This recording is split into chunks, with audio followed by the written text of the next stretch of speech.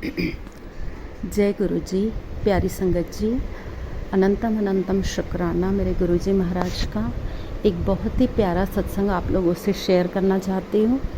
अभी 22 तारीख को मेरे यहाँ गुरु जी का बर्थडे सेलिब्रेशन का सत्संग होना था, तो उसके 1 वीक पहले ही मुझे एक अंकल का शाम के समय कॉल आता है कि जय गुरु जी अंजलि आंटी, ये कुछ ब्लेसिंग्स आई है, गुरुजी ने आपके लिए भेजा है और आप कल उन्होंने एड्रेस बताया, वहाँ से कलेक्ट कर लीजिएगा।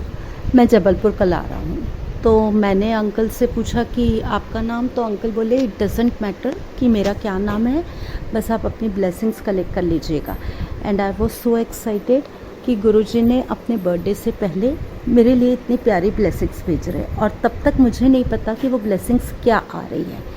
मेरे बेटे ने बोला कि मम्मा you are so excited, but आप उनको कॉल करके पूछो तो कि आपका नंबर कहाँ से मिला उनको।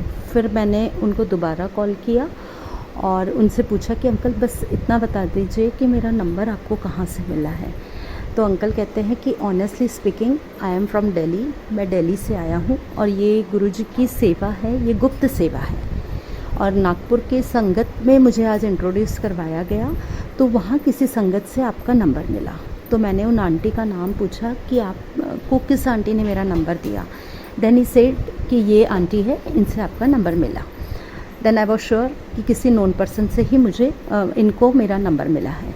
मैंने कहा okay uncle, I will collect tomorrow. और फिर मैंने फिर नागपुर कॉल किया कि मेरी कज़िन को कि ये आंटी कौन है, ये ऐसे से अंकल का फ़ोन आया है और वो ब्लेसिंग्स देना चाह रहे हैं और उनको नंबर आपसे मिला है क्या। फिर रात को मुझे एक वॉइस मैसेज आता है एक आंटी का, मेरी कज़िन का, कि अंजलि एक दिल्ली से अंकल आए हैं और वो किसी संगत का नंबर मांग रहे थे, तो मैंने तुम्हारा नंबर उनको दे दिया। आई वॉज डैम श्योर कि किसी नोन पर्सन से मेरा नंबर उनको मिला। नेक्स्ट डे मेरा बेटा जब ब्लेसिंग्स कलेक्ट करके आता है, तो I was so happy to see कि गुरुजी ने अपने बर्थडे सेलिब्रेशन के लिए अपनी संगत के लिए इतनी प्यारी ब्लेसिंग्स भेजी। उसमें 7 नेम प्लेट्स थी गुरुजी की, सम ब्रेसलेट्स विथ स्वीट्स, एक मिठाई के डब्बे के साथ। और मैं इतनी खुश, मैंने 2-3 आंटी से ये सत्संग शेयर किया, तो घर आके वो अपनी ब्लेसिंग्स भी लेके गए, मीठा प्रसाद भी खा के गए। अभी 1 वीक था मेरे पास सेलिब्रेशन के लिए, और मैं सोच रही थी कि अब इसमें से कितनी तो ब्लेसिंग्स डिस्ट्रीब्यूट हो गई है, तो मैं बर्थडे वाले दिन गुरुजी के कैसे बाकी संगत में इतनी सी ब्लेसिंग्स बांटूंगी। फिर मैंने गुरुजी पे छोड़ दिया, मैंने कहा जैसे गुरुजी की इच्छा।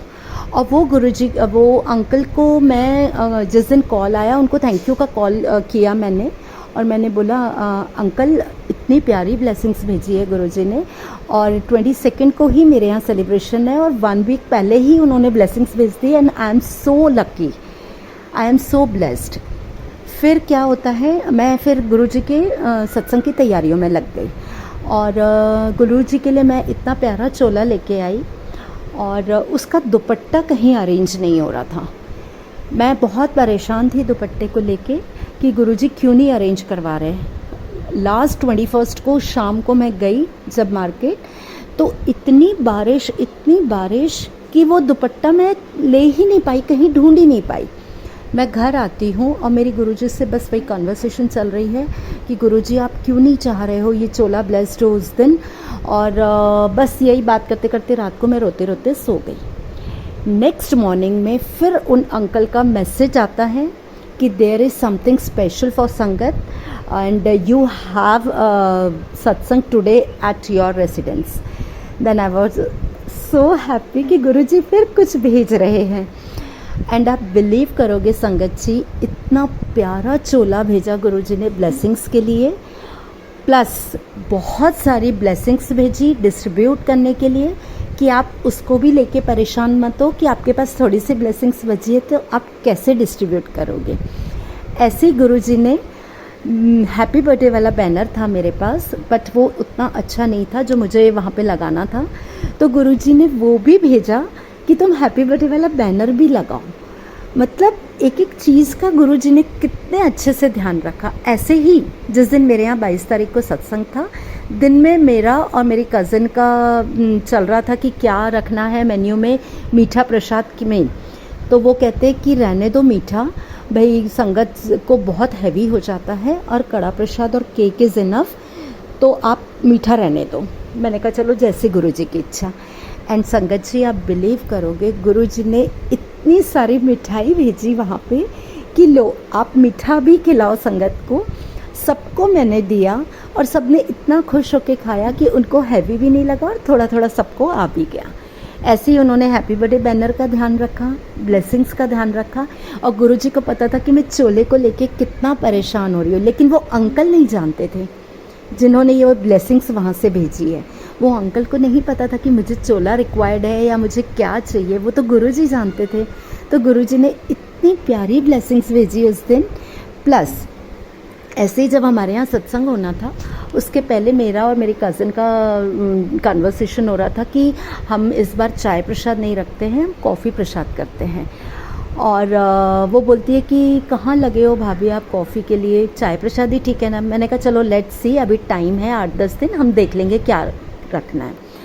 नेक्स्ट डे थर्सडे को मैं एक आंटी के यहाँ सत्संग के लिए निकलती हूँ और जैसे ही मैं अपना मोबाइल खोलती हूँ, संगत जी बिलीव करो, सबसे सामने गुरुजी का मैसेज, जदों तेरे घर सत्संग होसी मैं तेरे घर आसा, मैनू कॉफ़ी दा भोग लगाई, मैनू कॉफ़ी बहुत पसंद है।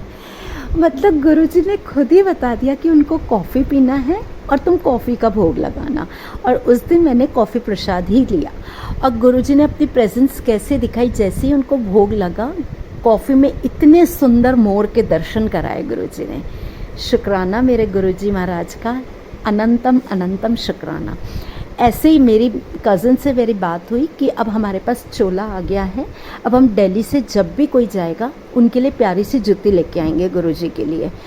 गुरुजी ने वो भी मेरे लिए भिजवा दी। अभी 3 दिन पहले गुरुजी ने मुझे इतनी प्यारी जूती प्लेस की है विथ सॉक्स, अपने सॉक्स के साथ। तो हर छोटी चीज़ का उन्होंने ध्यान रखा, हर छोटी बात को उन्होंने ध्यान रखा कि अच्छा ये अंकल को नहीं पता कि मुझे जूती चाहिए, मुझे चोला चाहिए, ये तो गुरुजी करवा रहे हैं।